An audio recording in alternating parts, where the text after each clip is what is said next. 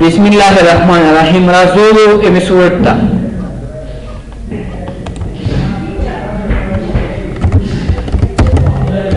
MS Word کې فایل ټب کې متاسو کار کو پرنٹ پورې مسناسه کار کړو نو پرنٹ کې څه کمانډز پاتې دي د کمانډ باندې تاسو ته کار وکم. مارجنز کوم برخه پورې کار شو اورینټیشن شو تاسو ته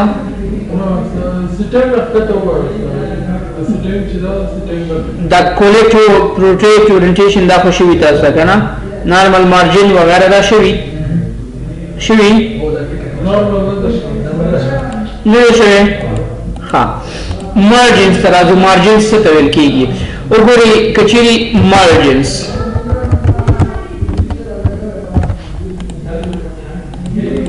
د دې لپاره چې د مارجنز تاسو ته واضح او کلیر زلک تشریح کوم بارډر ان شیډینګ ترازما او د پیج ته لکه بارډر داسې ورکوم یو سیمپل شانتي بارډر دا موږ تاسو سره پیج شو او د پیج شاوخوا ته دا بارډر شو. وګورئ مارجن د دغه حصې نه دی کوم حصې نه چې تاسو سره د لیکل شروع کیږي داسې او داسې مخ ته روان یو کوم حصې پورې ختميږي او مغه اخري حصې پورې دې حصې ته مارجن ویل کیږي. مطلب دی نه چې کله تاسو سره اوس فار ایگزامپل کچېری دا پاراګراف مداسي ولیکو FRND دا بل زوم کوم تر څو تاسو واضح معلوم شي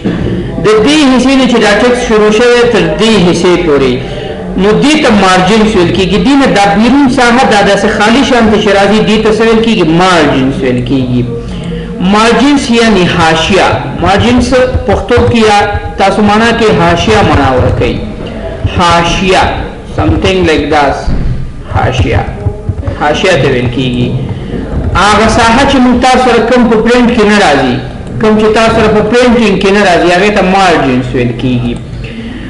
یا وګورئ دا بارډر خو ما سره ډېر لري دی که زه ډېر راشم دا بارډر کې زه دقیق بارډر واخلم تر څو ماته مارجن ته دا بارډر راشي نو بارډر شیډینګ ته بدل راشم بیا به پیج بارډر ته او آپشنز ته راشم دلته کې به ټیکسټ دا داسې نږدې کوم. اوس وګورئ د دې ټیکس یا د کوم چوکاټ چې دی نه دی بیرون ټول ساحه ته مارجن ویل کیږي. د خالیګاو څه ویل کیږي مارجن ویل کیږي او د دې داخل ساحه ته موږ تاسو پیج وایو داخل ساحه ته څه وایو پیج وایو. نو خبره موږ تاسو د مارجن کې دا اوس دغه خالیګا یا دغه مارجن تاسو کوم اندازه کې غواړئ نو تاسو یا راشي فایل تدیزی تراشي یا لیو تراشي دلته کې مارجن باندې کلیک وکړئ نو زه راشم پرنٹ ته او چون زموږ تاسو موضوع پرنٹ برخه کې را نو زه راشم دې جنبه مارجن انتخاب کوم. لست کسټم سیټینګ مخکې چې کوم سیټینګ تاسو کړی وي غواړئ چې هغه سیټینګ را واخلئ نو ګورئ هغه مارجن موږ تاسو سره څه شو لږ زر سایز زیات شو. وګورئ که زه راشم نو ګورئ د ټاپ طرف نه د فاصله 0 شو بټم نم 0 شو رائټ نم 0 شو هر طرف نه د لیکل هغه فاصله ختم شو هغه بارډر هم زموږ تاسو ختم شو او نارمل مارجن دی د نارمل ویل کیږي. صحیح ده. نیو مارجن داسې لږ زر د لیکل د کنجونو تر نږدې د صفحې کې چې کوم د مارجن سره نږدې بیا دې نه وروسته کې بیا چې تاسو راشي ماډریټ شکل کې ماتراک نو ماډریټ کې څنګه وي ټاپ نم 1 سانتي متر 1 انچ وي سانتي نه دلته انچ باندې اندازه کیږي ها او بټم نم 1 انچ لیفت نه 0.15 او رائټ نه 0.15 نو اوس ګورئ دا مارجن څنګه سیټ شو پاس ولاندې نه زیات شو خو چپ طرف نه کم شو نو داسي دین نوسته کې بیا کچېری راشم دلته کې وایډ دی وایډ کې داسې کار وکړه چې دا خالیګا صفحاتو کې ډېر راوړل او کوم کې چې مواد دی د موادو برخه کم راوړل نو هغه پیجز لږ داسې ورکوټ واخله خو مارجن زیات کړي د استعمال ډېر کم وي دا وایډ ډېر کم استعمالېږي. بل میرر دی دا د کتاب لپاره دی میرر څه لپاره دی میرر کتاب لپاره دی. زه اول دلته کې راشم هوم ته او دا پیج بارډر به دې نه ختم کړم زه براشم پیج بارډر او نن اوکې فار ایگزامپل زه دلته کې راځم داسې څه لیکل کوم نو ګورئ ما سره دا کتاب یا بوک شکل شو یو طرف یو پیج دې طرف ته بل پیج دې طرف ته کله تاسو سره دا بوک سټایل ګوري چې غواړي دا ورکه تاسو سره بوک سټایل کې راشي به ویو ته راځي او ویو کې به تاسو دلته مولټیپل پیجز اخلي څه اخلي مولټیپل پیجز تر څو دا لیکل هر څه تاسو ته کتاب سټایل ته چینج شي نو ګوري کله تاسو بوک یا کتاب چاپوي نو به تاسو راشي فایل ته او فایل کې راشي پرنٹ ته پرنٹ کې راشي مارجنز ورختا او دې کې بیا میررډ واخلي سو واخلي میررډ ویل کېږي خوا په خوا ته دا پیج دلته او دا پیج دلته یعنی کتابونه چې کله مونږ چاپو هغې لپاره کوم مارجن پکار وي هغې لپاره میررډ سټایل پکار وي صحیح ده نو میررډ دا خالیګاه ته ویل کېږي دا خالیګاه دې نږدې وي یا دا لیکل دې خالیګاه ته د خالي ساحه کې دې ډېر وي نو څومره چې ستاسو د مارجن سایز زیاتېږي هماغومره ستاسو په ورقو کې معلومات کم راځي او څومره ستاسو د مارجن دا سایز ورکوټی کېږي هماغومره تاسو په ورقو کې معلومات ډېر ځای په ځای کېږي ډېر معلومات هغې کې ځایږي نو تاسو دلته که چېرې راشئ کسټم مارجن باندې کلیک وکړئ کسټم مارجن کې د دې نه تاسو د هر طرف نه لکه ټاپ نه بټم نه انساید او آوټساید نه تاسو کولی شئ چې دا سایز زیات او کم کړئ نو الته ما میرر مارجن اخیستی نو ځکه ماته انساید او آوټساید راکړئ د رایټ او لیفټ او لیفټ په ځای ماته څه راکړئ انساید او آوټساید انساید آوټساید ځکه راکوي چې موږ دلته کې د ورقو سټایل بورډ ته چینج کړئ یا میرر مارجن ته چینج کړئ که نارمل وي بیا تاسو ته لیفټ او رایټ درکوي اوس که چېرې کله تاسو سرټیفیکیټ ډپلوما وغیره ډیزاین کوئ هلته کې بیا د مارجن ضرورت نه وي هلته به تاسو مارجن ټول 0 واخلئ ځکه هلته کې بیا موږ تاسو ټکس باکس وروسته وایو ټکس باکس یې کارولی کېږي اوکې کې بس فکس باندې کلیک کی بیا اوکې کې نو ګوري هغه مارجن 0 شو او دا لیکل بیخي موږ تاسو سره صفحه کې د مارجنز د حاشیه ته رانږدې شو نو سرټیفیکیټ وغیره چې کله جوړوئ هلته کې بیا د مارجنز بیخي ضرورت نه وي هغه تاسو 0 کوئ ځکه چې تاسو غواړئ هغه سرټیفیکیټ هغه شیان تاسو سره فول سکرین چاپ شي مکمل سکرین چاپ شي نو بیا هغه هلته کې به تاسو کسټم مارجن کې دا مارجن ټول داسې 0.3 او 0.25 یا ټول ته کله تاسو 0 ورکړئ اوکې کې فکس بټن راځي فکس بټن اوکې کې تاسو سره فکس شي او دې نه د لانډسکیپ به تاسو دا ورکې اورینټیشن به لانډسکیپ واخلئ اوکې به کې اوس دې ورک کې چېرې تاسو سرټیفیکیټ یا ډپلوم پرنټ کې هغه به تاسو سره ولیکئ جوړ کړئ برابر کړئ او بیا غواړئ پرنټوئ نو پرنټینګ حالت کې به هغه تاسو سره څه راځي اب فول سکرین تاسو سره راځي نو مارجن دې هدف لپاره کارولی کېږي وروسته لیو کې دا موضوعګانې بیا هم را روانې دي هلته تاسو سره ریپیټ کېږي نو نور عادي حالتو کې موږ تاسو نارمل مارجنز کارو کوم چې تاسو سره عادي ورکې وي سمپل ورکې وي نو هلته کې تاسو نارمل مارجنز اخلئ نارمل صحیح ده بیا دا نارمل دا مارجنز چې دی د هر سایز پیج لپاره هم فرق کوي که چېرې ما سره اوس وګورئ دلته کې د پیج سایز لیټل سلیکټ دی که دلته کې زه راشم A4 واخلم داسې A4 نو ګورئ هغه مارجن خپله ورسره چینج شو که دلته کې تاسو B4 واخلئ د دې خپل مارجنز وي د هر پیج خپل مارجنز وي خو بهتره دا ده چې تاسو د هر پیج لپاره نارمل مارجنز واخلئ ځکه د هغې خپل هغه ډیفولټ او اصلي مارجنز تاسو سره راشي دې نه وروسته 1 پیج پر شیټ 2 پیج پر شیټ 3 پیج پر شیټ صحیح ده د دې هدف دا دی وګورئ دغه یو پیج کې دا څومره معلومات چې موږ لیکلي دي دا موږ وړو صفحاتو باندې په یو پیج کې تقسیم کړو یو پیج کې د څو شیټه تاسو سره تقسیم شي څو شیټه دې تاسو سره چاپ شي نو دلته کې راشي فار ایگزامپل 2 شیټو باندې ماته تقسیم کا نو کله تاسو پرنټوئ همدغه د یو ورقې معلومات 2 ورقو کې تاسو سره پرنټېږي بیا که راشي دلته کې 4 شیټو کې راته د یو ورقه کې چې څومره معلومات دي لکه د مارجنز نه سټارټ شوي دي او ډیوایس باندې ختم شوي نو دغه ډیټیلز دا معلومات تاسو سره واخلئ 4 ورقو کې پرنټ کړي واره شي یا دا ورقه 4 برخو باندې تقسیم کړي 4 برخو باندې تقسیم شي او وړې ورقې موږ تاسو سره کې پرنټ کړي نو کله کله ستاسو یو نیم مواد داسې پکارېږي چې هغه راواخلئ سایز ورکوټی شي یو ورقه کې 4 برخو کې تاسو هماغه معلومات د یوې ورقې معلومات 4 برخو کې پرنټ شي بیا دې کې تاسو شیټس اخلئ همدارنګې دلته کې وګورئ شپږو کې یا اتو کې شپاړسو کې یا سکیل ټو پیپر سایز د ورقې مطابق ماته خلا لکه مونږ دلته کې ورقې مطابق څه مطلب لري زه وایم چې د لیټر کې څومره شیټونه ځایږي عموما نو لیټر ورقې کې وي تاسو سره 4 شیټه ځایږي بیا که چیرې دلته کې زه راشم ټیبلیټ کې څو راځي ټیبلیټ کې تاسو سره 4 شیټه راځي خو یو 11 په 11 کې به دې سوي سیج وي نو دلته کې د ورقې مطابق تاسو غواړئ چې دا شیټس وغیرہ ترتیب کړئ نو سکیل کې دا سکیل برخه هم مهمه ده لکه انولپ زویم چې دا په 4 شپږ شیټونو باندې تقسیم کا خو کوم سټایل کې ماته راکا انولپ پاکټ خط شکل کې ماته پرنٹ کا تاسو انولپ سټایل واخلئ اوس خو دلته کې تاسو د پرنټینګ کې نه معلومیږي خو کله تاسو دلته پرنٹ کوي به تاسو هغه ورکه خپل اتوماتیکلی دي تقسیم کړی وي خپل اتوماتیکلی سوي تقسیم کړی وي دا موضوع وروسته کې ان شاء الله دی باندې مونږ تاسو دلته کې د میلینګ چپ کې دی باندې ډېر زیات کار کیږي میلینګ چپ کې به مونږ تاسو عمدغه موضوعات باندې کار کوو چې یو ورکه کې هر برخه کې بیل بیل معلومات څنګه راولو انولپ څنګه جوړ کو میسیج څنګه جوړ کو ایمیل څنګه جوړ کو دا موضوع به ان شاء الله تاسو میلینګ کې مکمل حل شي دلته صرف یادونه تاسو وشو چې دا کدا شي څه کار کوي صحیح ده تاسو ان شاء الله پوښښ میاسي دی وی صفحه معلومات راخلي په 4 تقسیمې پشپغو او داسې وړو وړو ورکو کې تاسو سره پرنٹ شي صحیح ده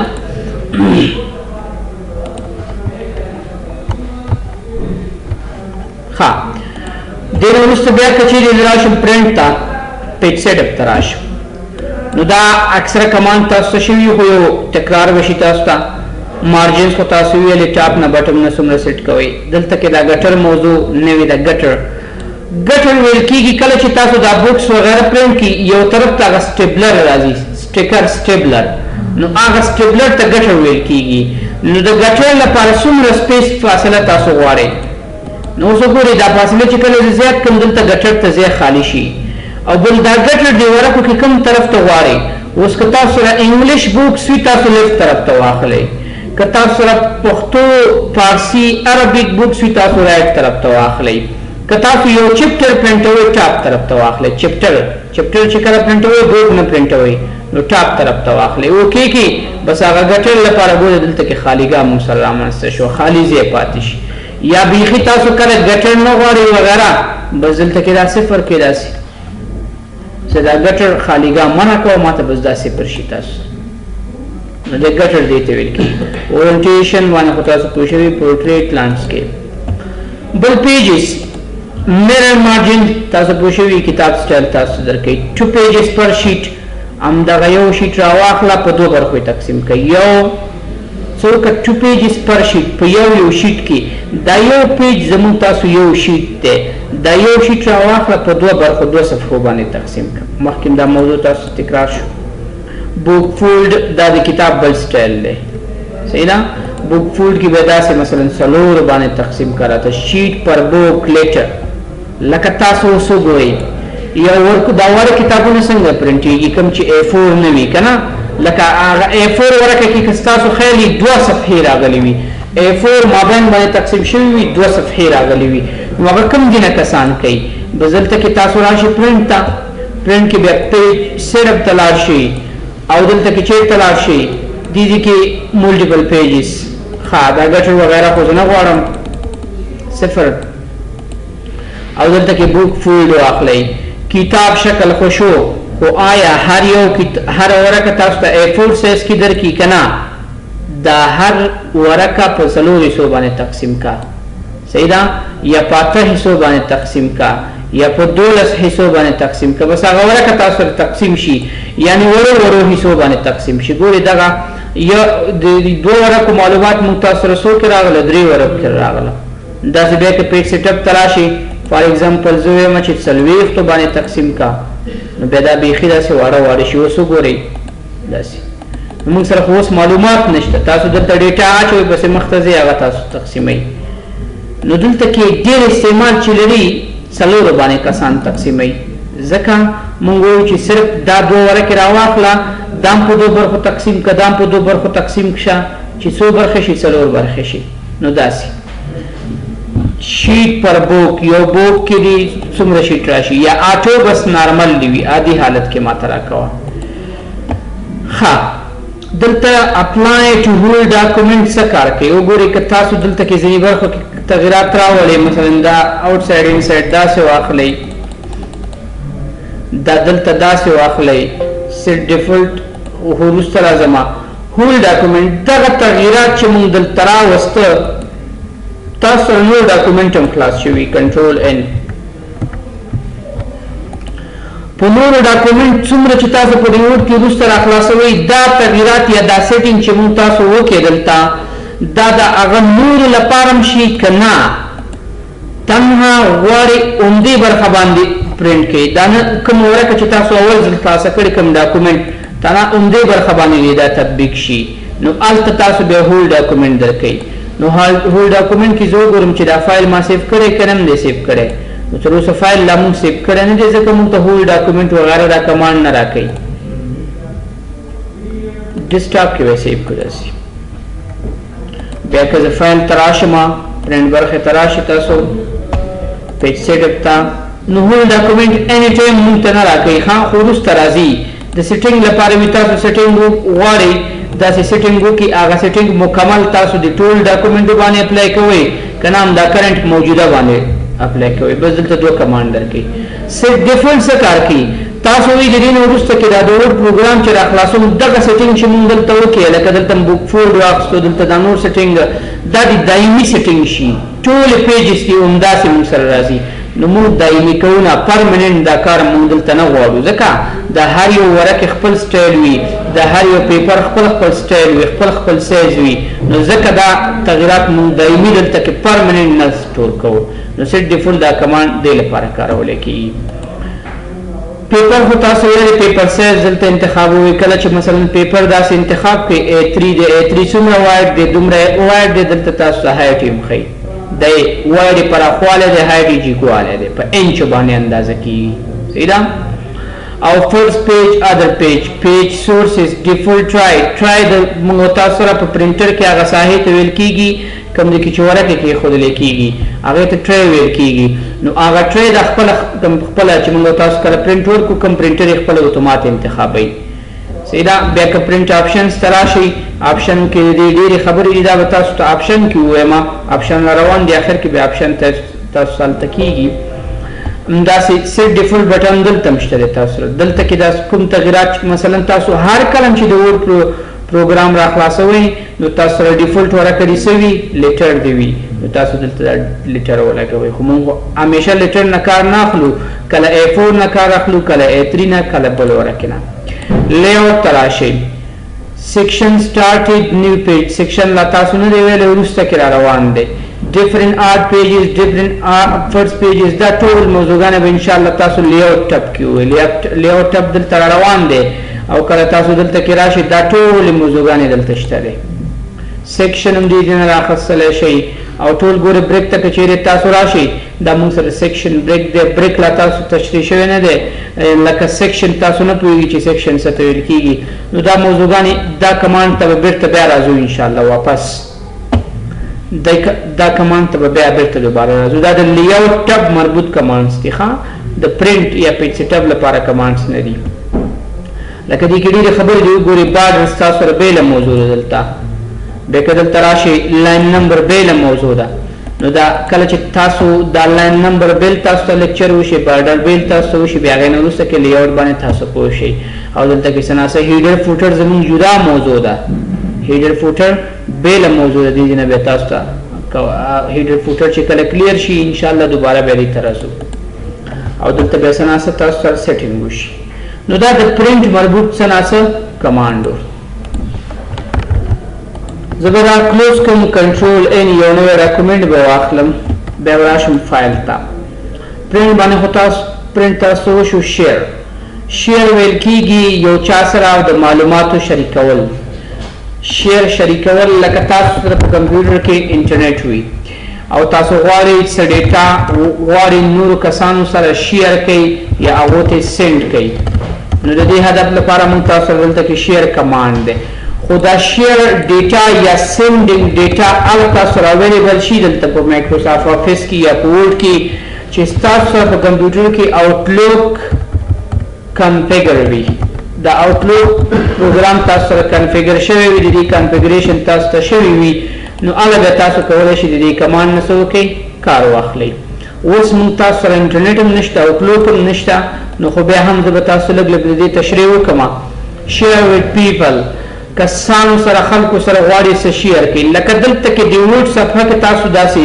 فار ایگزامپل یو څه انټریو کې یو څه ولیکئ یا یو ایمیل ولیکئ فار ایگزامپل تاسو یو ایمیل ټایپ زه ولیکم دلته راځئ ایمیل چې دی د ټو نه سټارټ کیږي ټو چاته فار ایگزامپل khan@gmail.com دې کس ته زه غواړم ایمیل وکړم د ایمیل سبجیکټ څه دی موضوع څه ده سبجیکټ تاسو ورته ولیکئ موضوع ولې د ایمیل دې کس ته مونږ کوو څه هدف لپاره کوو سبجیکټ یې څه دی فار ایگزامپل تاسو ورته لیکئ چې ارجنټ میټینګ لپاره صحیح شو دلته کې تاسو لیکئ فار ایگزامپل اوس سبجیکټ مشخص شو نو هغه کس ته تاسو وایئ چې هاي فار ایگزامپل ډیر که سر وي سر ورته لیکئ که تاسو مشر وي که تاسو نه کشر وي بس هاي ډیر احمد صحیح شو this is to inform you that on Sunday نو وروسته انزرټ تراشي او دې کې یو مشخص تاریخ دلته راواچوي دې کې تاسو یو تاریخ ټایپ انتخاب کړئ فار ایگزامپل دا تاریخ on Sunday دې تاریخ باندې صحیح ده you will be observed to come to a special meeting or training داسې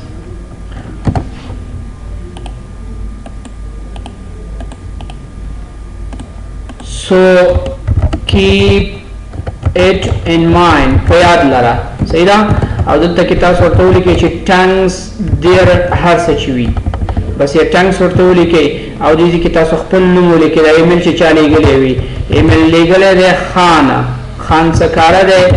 ډایرکټر دی سپروایزر دی ټیم لیډر دی هر شی چې دی دلته بس داسې ولیکئ ټیم لیډر فار ایگزامپل ټیم لیډر دی کم برخه کې کاما HR کې ها نو یو سمپل ټایپ اف ایمیل ما تاسو ولیکو کنه نو ګوري دا بلک زره داسې ترتیب کو دا متن بلک داسې ورکوټ شي دا متن بلک زره داسې ورکوټ دا په کنټرول جے کیبورډ نه پریس کړئ جسټیفای شي او لک زره به دا هم سیټ کړئ نو دا متن شو بس دا ایمیل تاسو سره برابر شو اوس غواړي کسانو ته ولېږئ د ورډ کې دې لیکلی هم دې ځینې ډایرکټ غواړي چاته ولېږئ نو د دې لپاره موږ تاسو مکمل دلته میلینګ په نوم ټب لرو میلینګ کې به همدغه کارونه کېږي چې تاسو ایمیل څنګه لیږئ کسانو ته یو پاکټ خط څنګه لیږئ خبرتیا څنګه لیږئ یو 200 کسانو ته یا میلیونونو کسانو ته په یو میسج ولیکئ هماغه یو میسج په یو کلیک څنګه لاړ شي نو دا موضوعګانې به تاسو ته میلینګ کې کلیر شي زه به راشم دلته کې سمپل د دې شیر باره کې مې تاسو خبره کوله نو ځکه د ایمیل مې تاسو ولیکه نو دلته کې ګورئ و شیر ویت پیپل چا سره غواړي چې دا شیر کړئ نو دلته کې تاسو سره اول یو سکای ډرایو په کار وي تاسو سره یو ګوګل جیمیل هاټمیل یو ایمیل په کار وي کله تاسو سره جیمیل وي نو بیا تاسو هلته کې داخل شئ او دې نه تاسو کسانو سره کولی شئ چې ویلیږئ سیو ټو کلاود هغه کلاود ډرایو ولرئ هغلته کې غواړئ سیو یې کړئ دا ایمیل مثلا لیږئ نه غواړئ سیو یې کړئ هلته کې بیا ایمیل ته راځئ دې نه کولی شئ سینډ یې کړئ send as a attachment لکه attachment په شکل باندې ولېږه attachment یعنی object په شکل باندې ولېږه دا متن ملېږه دا متن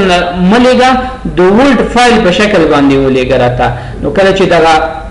لکه زه دا متن نه غواړم ډایرکټ کس ته ولیږم دا د یو اټیچمنټ په شکل شي د یو فایل په شکل باندې د کس ته ولیږل شي نو همدې ته څه ویل کېږي اټیچمنټ لکه تاسو چاته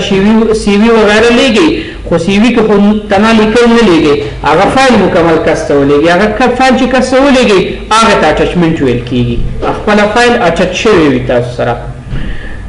یا سینډ لینک د لینک په شکل باندې کس ته ولیږئ یا پی ډي ایف سټایل کې ولیږئ یا ایکس پی ایس کې ولیږئ نو ګورئ پی ډي ایف ایکس پی ایس صحیح ده پی ډي ایف باندې خو تاسو پوهېږئ نو کله تاسو پی ډي ایف باندې کلیک کړئ دا فایل ستاسو سره پی ډي ایف ته کنورټ شي بیا درته وي ویلکم ټو آوټلوک 2016 آوټلوک به تاسو سره کنفیګر وي دا خپل کنفیګریشن غواړي ستاسو نوم غواړي مخکینی جوړ شوی ایمیل ادرس غواړي پاسورډ غواړي دا خپله طریقه کار غواړي تر څو آوټلوک کنفیګر شي بیا تاسو کولی شئ د ایمیل کسانو ته څه کوئ ولیږئ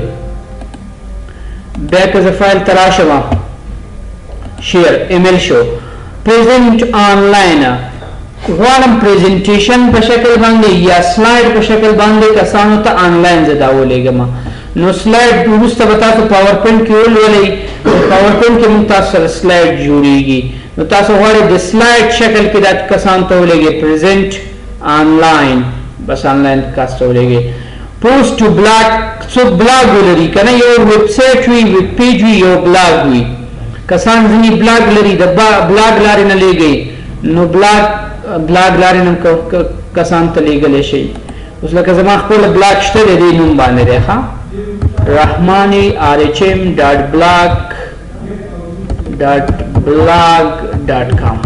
داسې دلته کې دا آر پکې ورکوټی دی کپیټل پکې نشته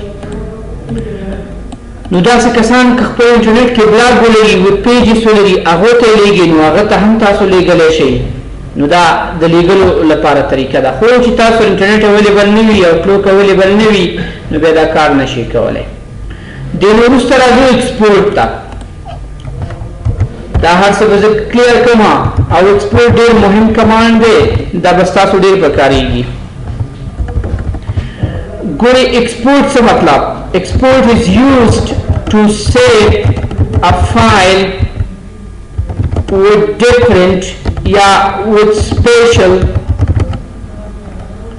with special file format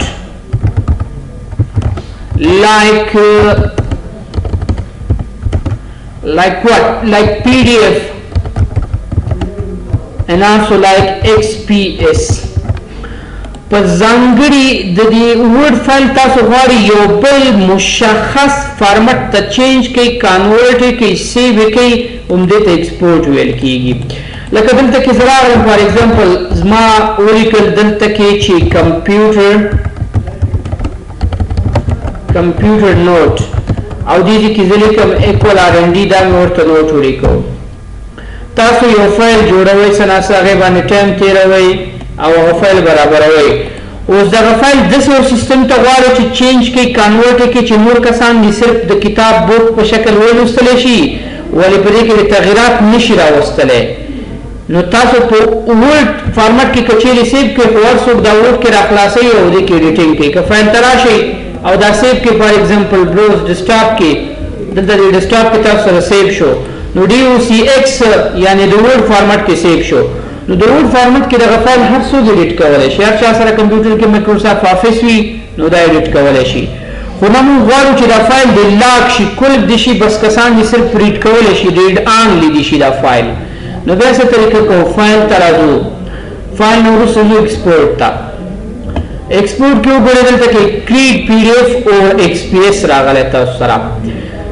نو دا XPS کې حواله دا ده چې تاسو سره په خپله په وینډوز کې دا انسټال راځي او PDF به تاسو سافټویر انسټالوئ صحیح ده نو تاسو دې باندې داسې کلیک کړئ او سیو ټیب ته راشئ وګورئ دا دوه قسمو کې تاسو سیوولی شئ اول به PDF شکل کې زه دا سیو کړم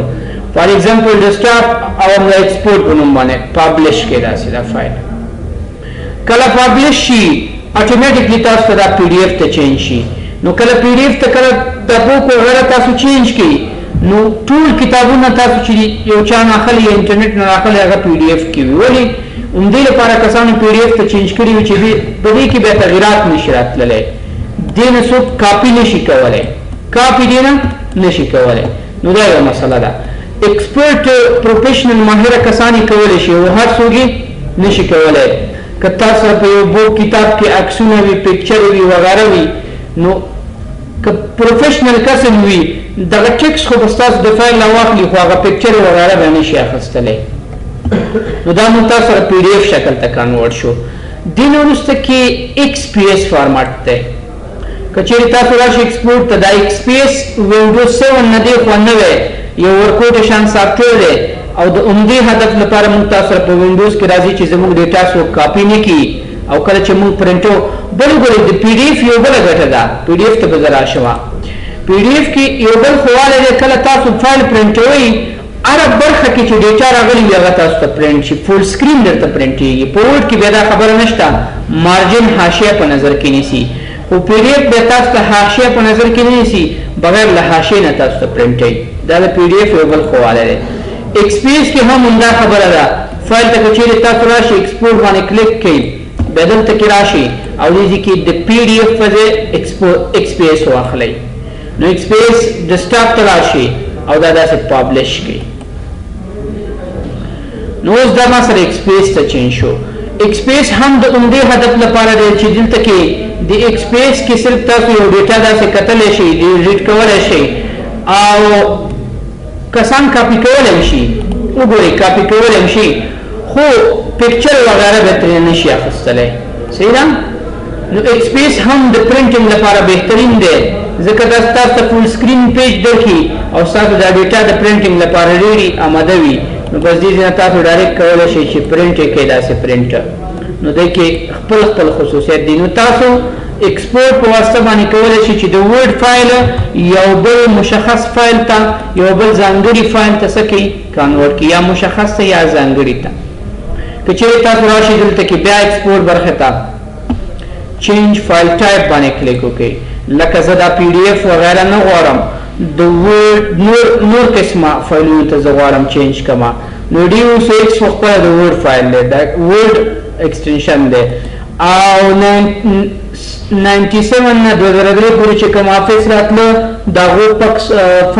ایکسټنشن یا وروستاړی د ډي او سی په نوم باندې و. څه په نوم باندې؟ ډي او سی. دا ډي او سی او ډي او سی ایکس څه معنا لري وګورئ، لږ زر تاسو تشریح کوم.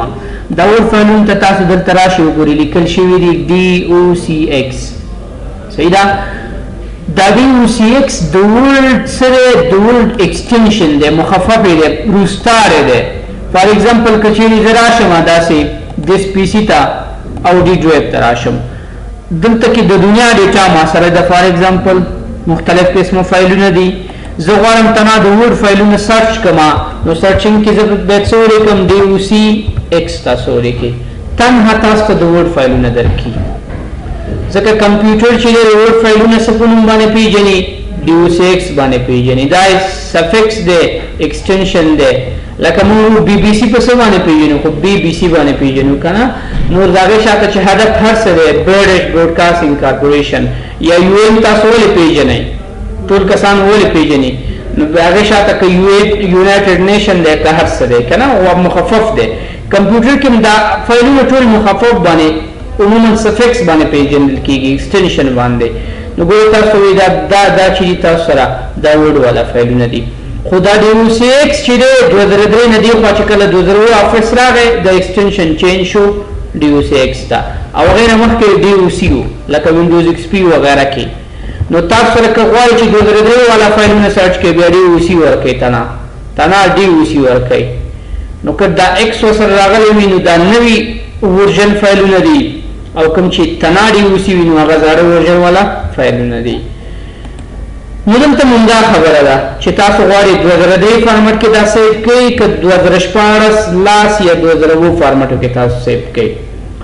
بل اوپن ټیکس اوډیټ دا یو بل فارمټ دی، دې فارمټ کې تاسو غواړئ سیو کوئ. دا بل اکسیپ کو وګورو چې دا فارمټ څه دی، اوډیټ. ډیسکټاپ ته راشئ او دا داسې سیو کړئ. ایکسپورټ ډي او سی می کنټین فیوچر اوکې یاس کې دا. نو اوډیټ ما سره چیرته راغی؟ دا یو دی.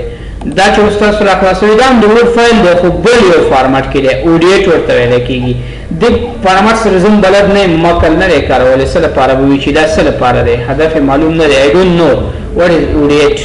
صحیح ده بیا کچېره تاسو راشئ دلته کې ایکسپورټ تا او چینج فایل ټایپ باندې کلیک کړئ ټمپلیټ شکل کې تاسو سیووي په ټمپلیټ خو تاسو ویل چې کله ور راخلاص کړئ نو تاسو دلته ټمپلیټس درکې دی ویل کې ټمپلیټس ټمپلیټ ریډی میډ یا جوړ مواد ته ویل کېږي چې کوم سافټویر سره د کمپنۍ ونه راځي نو دلته کې تاسو غواړئ چې نه دا فایل د ټمپلیټ شکل کې سیو کړئ نو دا چې کله سیو کړئ دا ټمپلیټ د انتخاب کې ډبل کلیک او فار ایگزامپل د سٹاپ کې او دا سیو کړئ نو د دې خپل یو ایکسټنشن وی چې هغه د ټمپلیټ ویل کېږي او دا ټمپلیټ خپل یو سیستم وی صحیح ده د ټمپلیټ شکل کې سیو شو ټمپلیټ لکه تاسو دا ډیټا غواړئ چاته گیفت یا تحفه په شکل باندې ورېږي چې هغه ترې نه کار واخلي بیا هغه تاسو ټمپلیټ شکل کې سیووئ لکه ریډي میډ جوړ مواد دي بس تاسو چاته جوړ مواد ورکوئ نو هغه جوړ مواد تیار گیفت وي که نه نو گیفت شکل کې تاسو سره څه شي سیو شي بیا که چیرې تاسو دلته کې ایکسپورټ ته راشئ او چینج فایل ټایپ ته راشئ پلین ټیکس لکه موږ تاسو سره دا ټیکس چې دي دا لیکل دوه قسمه دي یو ته ریچ ټیکس ویل کېږي بل ته پلین ټیکس ویل کېږي پلین ټیکس ریچ ټیکس ریچ ټیکس هغه ټیکس دي چې هغه ډیزاین ولري بولډ وي ایټالیک وي انډرلاین وي وغیره فونټ ور باندې کارول شوی وي او پلین ټیکس هغه وي چې هغه ډیزاین نه لري لکه نوټ پیډ کې تاسو لیکل کوئ هغه پلین ټیکس دی په ورډ کې ورپټ کې فوټوشاپ کې کورولا کې ایکسل کې وغیره تاسو لیکل کوئ هغه ریچ ټیکس دی صحیح ده نو ګورئ تاسو یو ډیټا کولی شئ چې ریچ ټیکس یا پلان ټیکس ته هم سیو کړئ نو دلته کې راشئ ایکسپورټ ته کریټ ویډیو باندې کلیک کړئ او دې نه وروسته کې ساري دلته نه راځم فایل ایکسپورټ چینج فایل ټایپ نوټ پټ شکل کې زه غواړم دا سیو از یې کوئ چیرته فار ایگزامپل ډیسکټاپ کې او تاسو ورته ولیکئ نوٹ پیډ بس دا یو عادي نوٹ شکل کې تاسو سره نو وروسته کې هغه فایل تاسو سره د ورډ والا فایل نه وي د نوټ پیډ والا فایل شي نو اوس وګورئ دا راغلی دا اوس نوټ پیډ فایل دی خو ورډ کې موږ جوړ کړی و نوټ پیډ کې هم سیو کړي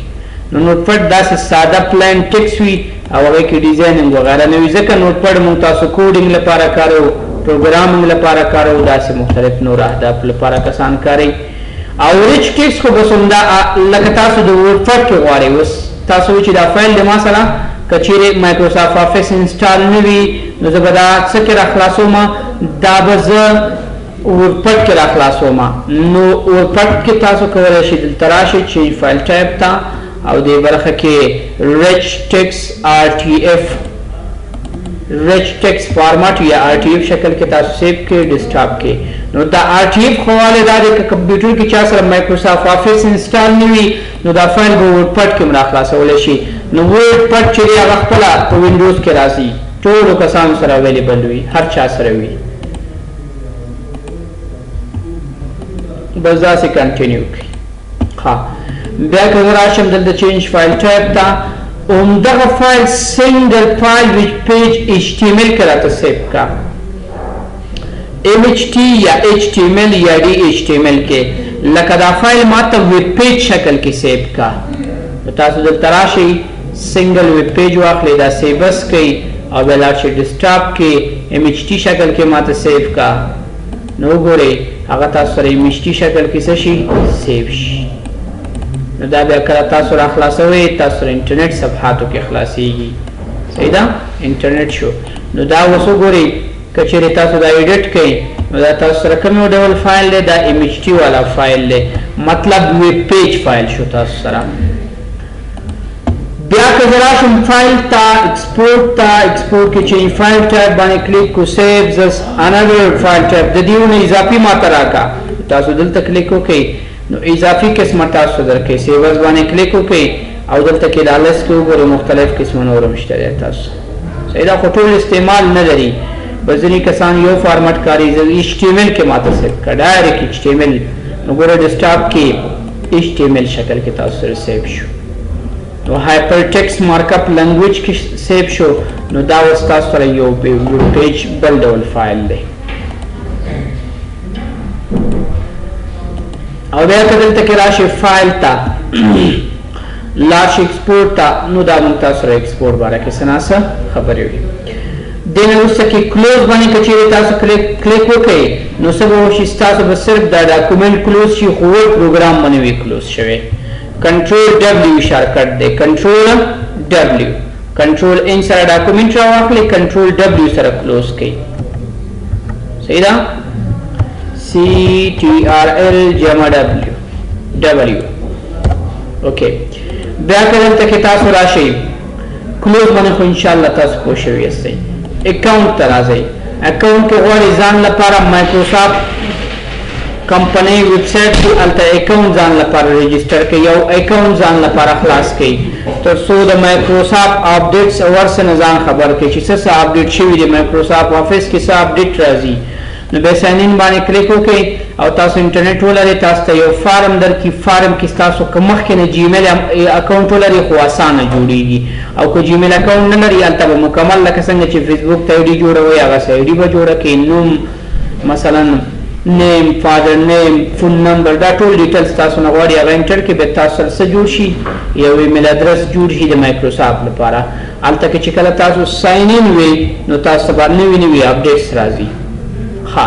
او دې برخه کې دا ټیمز دي درې قسمه ټیمز دي لکه تاسو نوي ټیمز هم بیا اخیستلی شئ هغې ځینه. اوس خو ما سره کالرفول دی که زه ډارک ګرې انتخاب کړم نو د ورډ دا هر څه ډارک شکل کې شو ما سره صحیح نه. ځینې کسان داسې خوښوي. بیا که چېرته زه راشم اکاونټ ته یا اکاونټ نه یا آپشنز ته راشم دواړو ډېر نه دا به کار کېږي تاسو سره. وایټ یې که راته بس دا وایټ روښانه یا زه نه کالرفول بس رنګه دي وي کالرفول څه دي وي رنګه دي وي. نو دا ټیمز دي سمپل. او دلته تاسو وایي چې مایکروسافټ افیس چې تاسو انسټال کړی تاسو سره دا پروګرام راځي اکسس راځي ایکسل راځي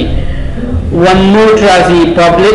آوټلوک راځي پاور پوینټ راځي پبلشر راځي ورډ راځي او سکایپ هم تاسو سره انسټالیږي. نن سبا چې مایکروسافټ تاسو انسټالوئ مایکروسافټ افیس هغې سره سکایپ هم انسټال شي د کمپیوټر لپاره.